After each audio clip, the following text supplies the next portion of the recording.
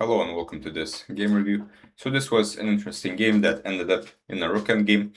So as you said, you were trying to exchange pieces to go to a peaceful endgame.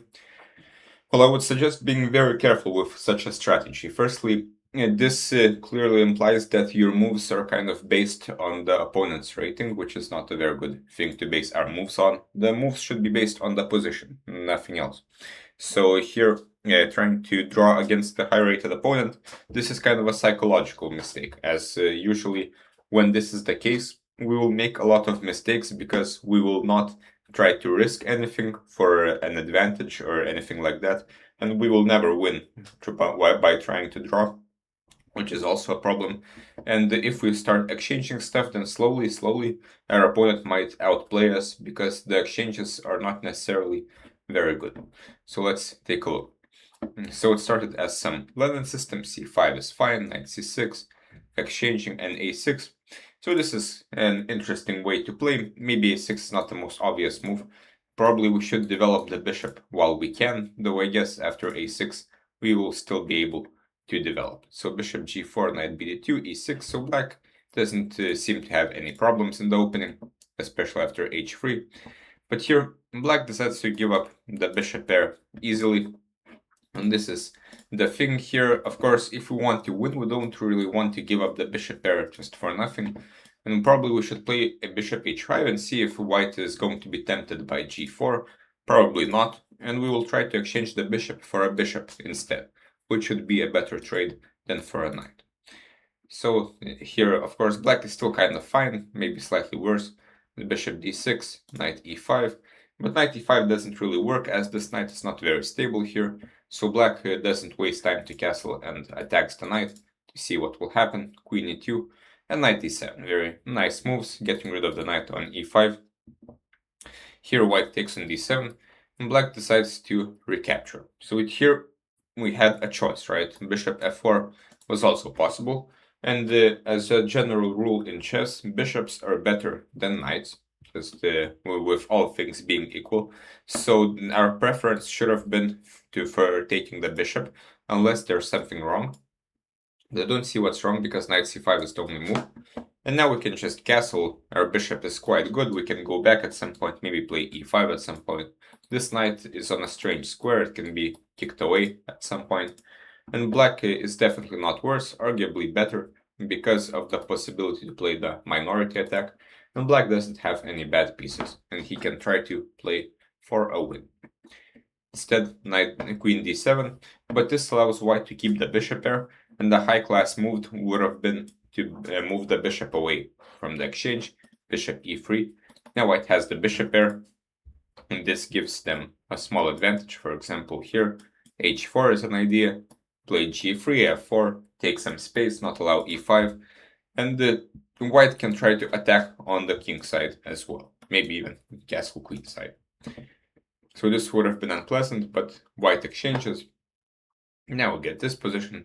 So now a knight against bishop, this is fine. Black has the clear plan of playing the minority attack, while white has some ideas on the king side, but they're not that easy to play with so little pieces. Okay, a4. This kind of stops b5, rook c8. But this is a bit abstract. It's not clear what the rook is trying to do here. Probably we should either aim for the minority attack, which is kind of hard to do now, or we should just aim to play e5. The most natural move here is rook a8, trying to put all the pieces on the e and f files, and then maybe play e5 or f6, e5, and try to attack in the center. But okay, here white starts attacking on the king side, and at some point probably g6 should be played to put pawns on light squares to restrict this bishop. But okay, knight e7, rook a1, queen d7, and b5. So black has now started his minority attack, so this is a very good idea, trying to create a weakness here. So white understands the rush, and he starts exchanging pieces.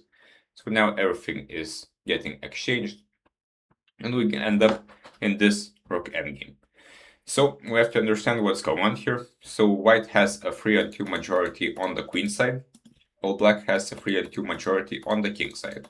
So the position is of course equal, but it seems that white is slightly better due to his more active rook. This is the most important part of rook endgames, of evaluation, who has the more active rook. So it's clearly white, even though the rook is not that much more active. King f8, king f2, rook d6.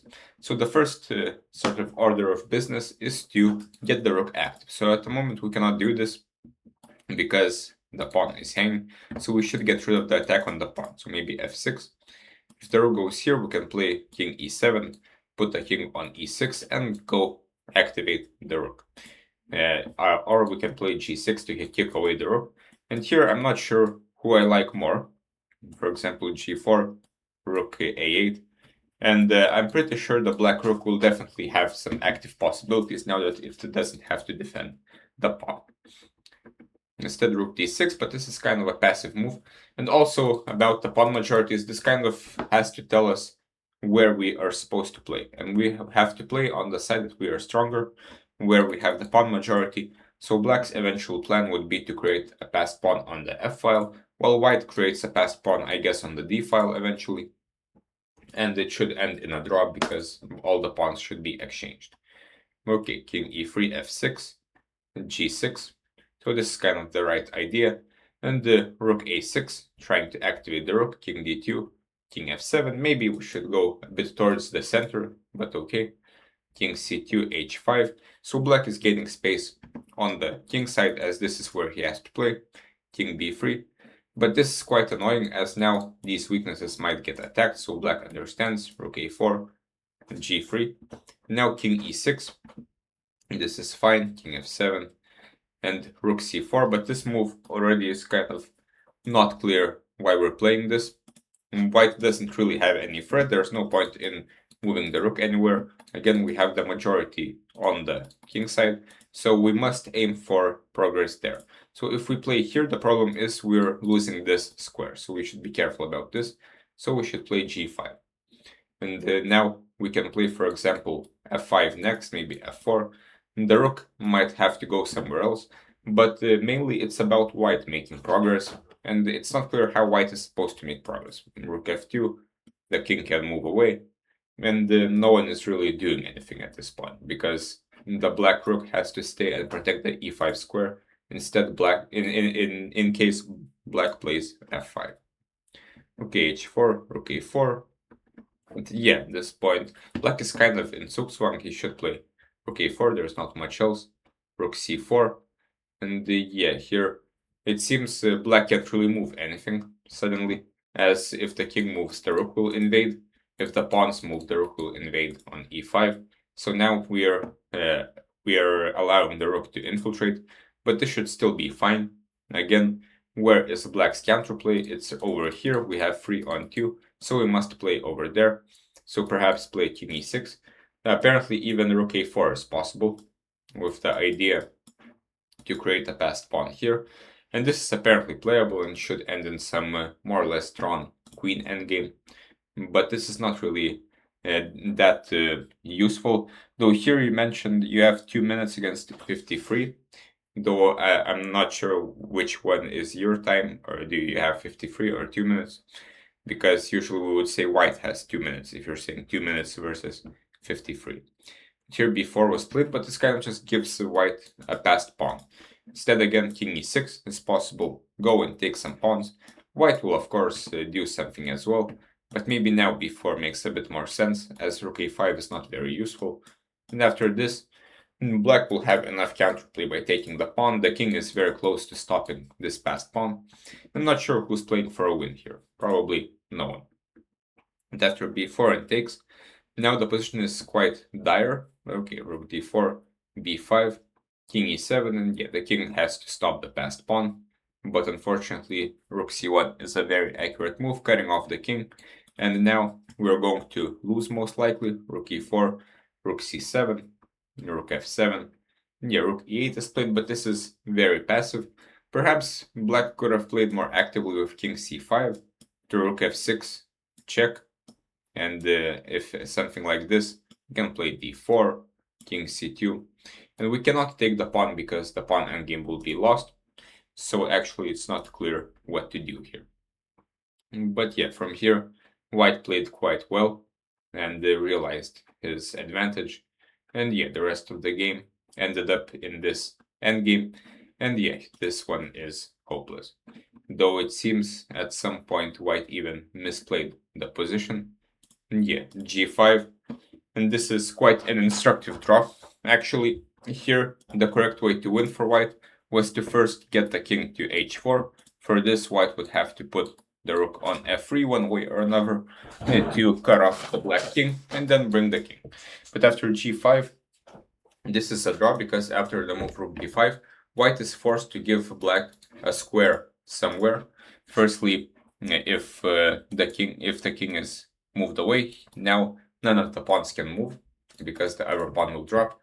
If white pushes this one, then after king h7, there is no one to defend this pawn. For example, rook a7, we can go to h8, and after the rook defends, this is a very important endgame. And here white cannot actually make progress because we can go and sacrifice the rook to get stalemated.